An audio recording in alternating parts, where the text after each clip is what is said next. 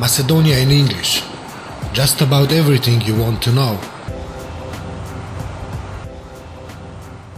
U.S. Ambassador on Political Situation in Macedonia. U.S. Ambassador to Macedonia Paul Wallers said all political stakeholders in Macedonia should launch activities while taking into account the country's broader interests. Well, I've said before, our position is that this crisis, if you want to call it a crisis, needs to be resolved for the benefit of the country.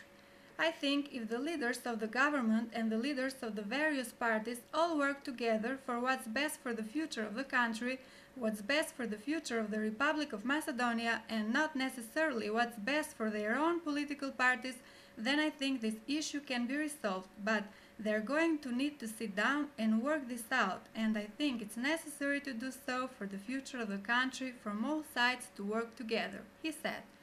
Asked whether the opposition should return to the elections, Waller said he wouldn't like to comment on the specifics of how to overcome the misunderstandings. He stated that it was up to the political leaders to do so, but he reiterated that everyone should be guided by the country's interests, and if that is their imperative, it will be possible to overcome the situation.